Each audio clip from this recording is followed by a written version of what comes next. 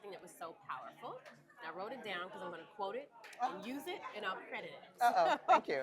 You said, and we've heard this before, but it was the way you said it. You said, we're all we have, which we say that all the time. But you ended with, but we are also all that we need.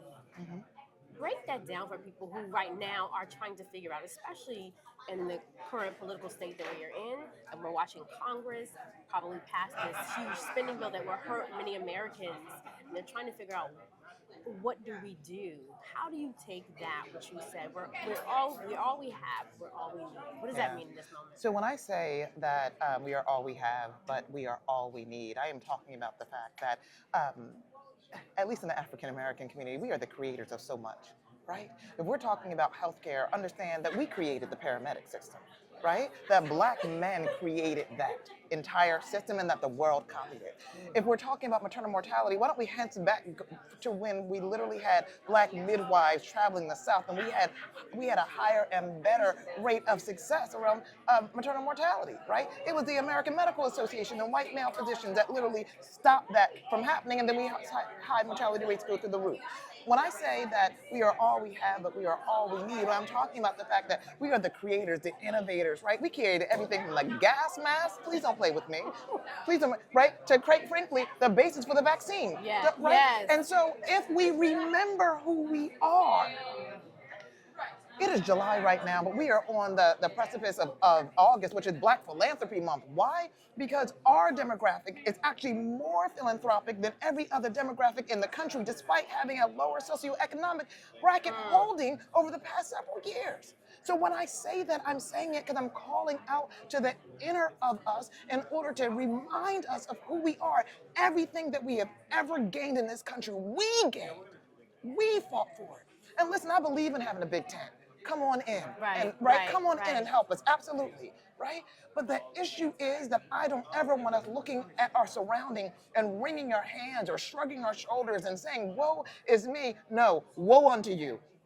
Come on. Who is here? Come on. Because you are here for such a time as this. I just do not believe in coincidence. I believe in providence. And so what I fully understand, I am not a preacher, trust me.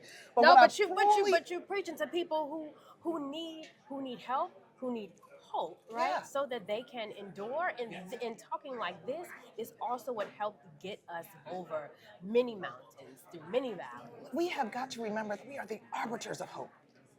Are you kidding me? And we are so afraid to go back to where we were, but remember that we came up out of that before. Come on. The only folks who should be afraid right now are those who do not have our background.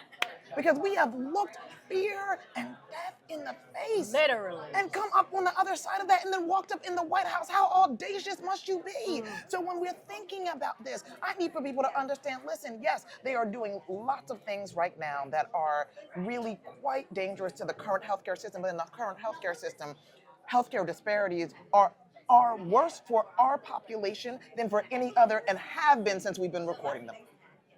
I want you to just talk about, in the beginning when you were speaking the summit, you framed what it looks like in the medical industry as far as Black doctors. We talk about a lot of times how the medical field affects us. But on the other side, what do the numbers and the reality look like when it comes to how we are or are not in the field? Yeah. So I will tell you this. So one, the evidence is very clear. I tell people all the time, don't argue with me, argue with those who actually produced the study and have actually conducted the evidence. So what the studies and the reports actually evidence to us is the fact that when you have more diversity in the healthcare workforce, that you have better outcomes for everybody, not just those of that demographic, but everybody else, right?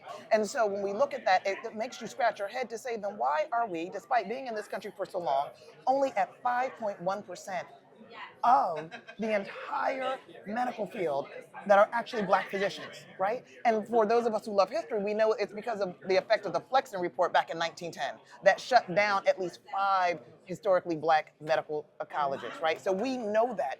But please look at the fact that we've been at that, hovering at that same number all this time, all these years. And now, as a result of this CODIS decision around affirmative action, we've seen that our applications into medical school have dropped double digits, right? So what are we talking about? Where are we right now? We are exactly at the point that if we do not come together and really rally to usher in more of us into this space, right?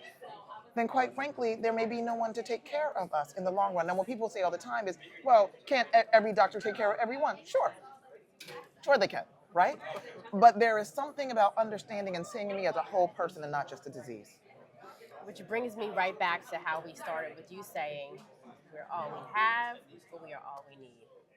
Thank you so much for the work that you do, for the encouragement that you just put inside of me.